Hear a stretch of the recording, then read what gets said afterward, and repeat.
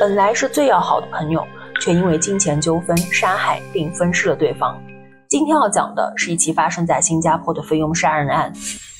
2005年9月9日，地铁站的清洁工玛利亚像往常一样进行着自己的工作，但在下午1点45分时，玛利亚发现了一样非同寻常的东西。她看见一个长方形的运动包正孤零零地躺在地铁站出口一面马赛克的壁画旁。考虑到可能是旅客不小心遗落的，她尝试确认包主的身份，以便联系到这位失主。当她拉开拉链时，一张毫无生气的面孔正对着玛利亚的脸。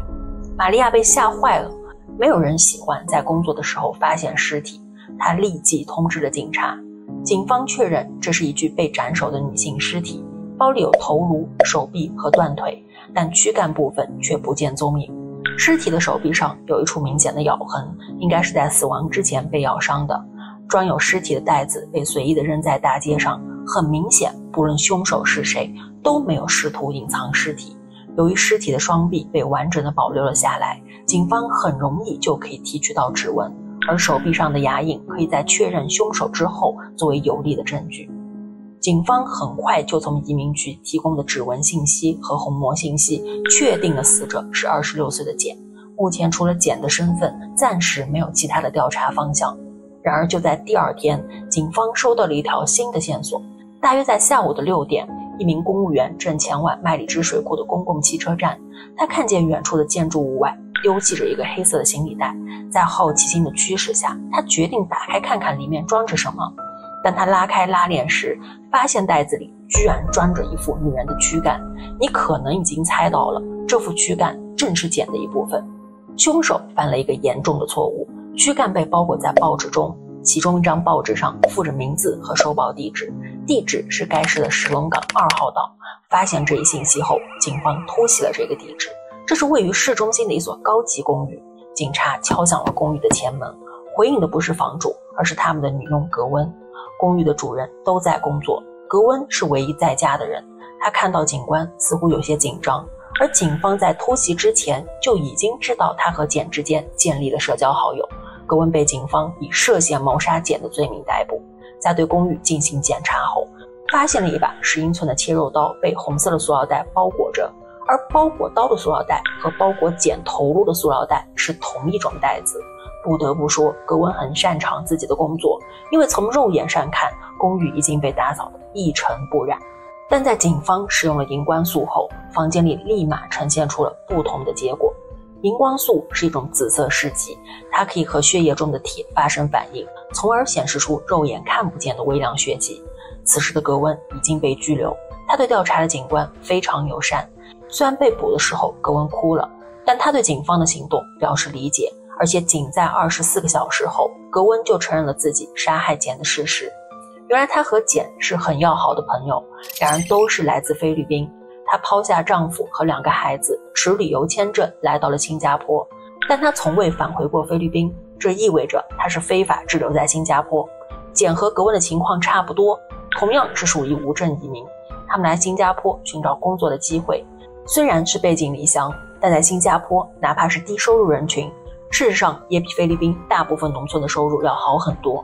这也是很多菲律宾人移民到香港或者新加坡工作的原因。格温在2001年初来到新加坡，被一对30多岁的 IT 夫妇雇为女佣。夫妇俩工作很忙，平时几乎都不在家。简也是在新加坡从事着女佣的工作，可能是来自同一个国家，从事着同样的职业，又有着相似的压力，两人成了无话不说的好姐妹。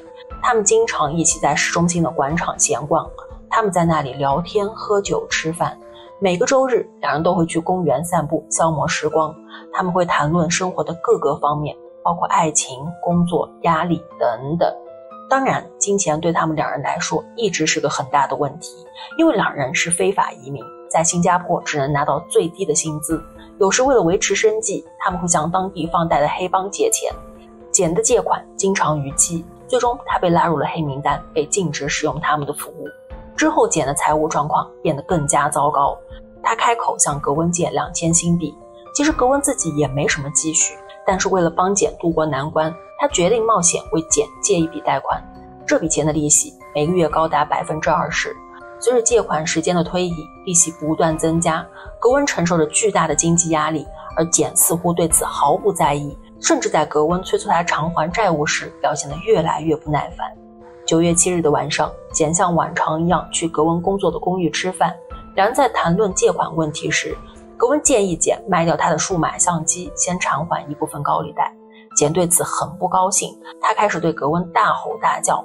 情绪失控的两人冲突很快升级，他们扭打在一起。也是在那时，简的手臂上留下了牙印，两人推着对方撞向墙和家具，简的血液飞溅在洗衣房和走廊里。两人一直扭打到了格温的卧室，格温抓起枕头捂死了简。实际上这时的简还没有死，他只是短暂的昏迷了过去。等他恢复意识后，格温再次跳回他的身上，用双手掐住他的脖子，导致简最终停止了呼吸。因为房主晚上要回家，所以他必须清理现场。他拿起手提箱，将简的尸体塞进去，然后藏在自己卧室的衣柜里。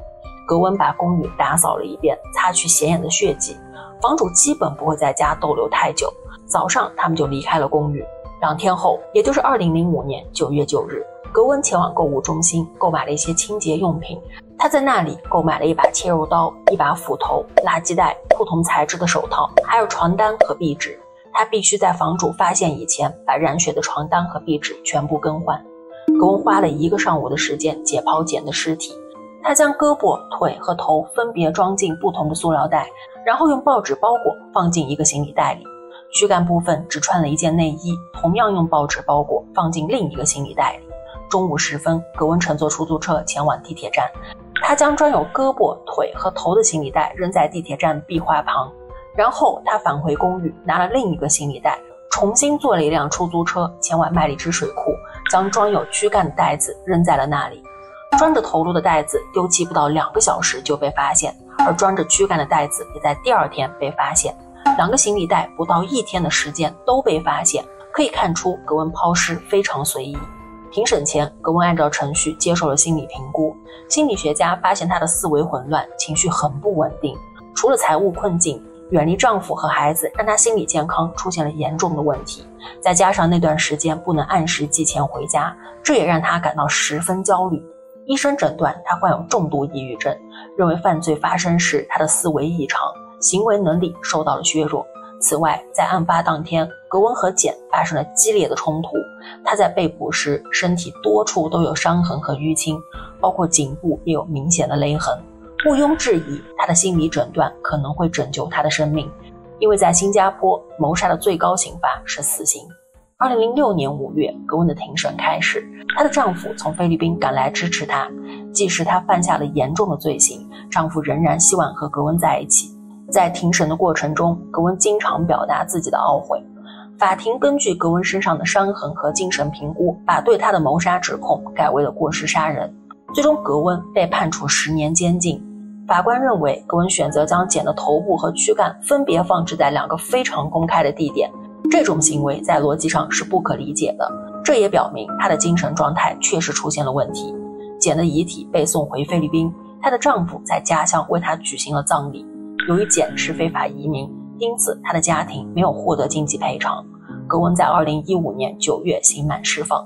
关于她出狱后的生活，没有查到任何信息。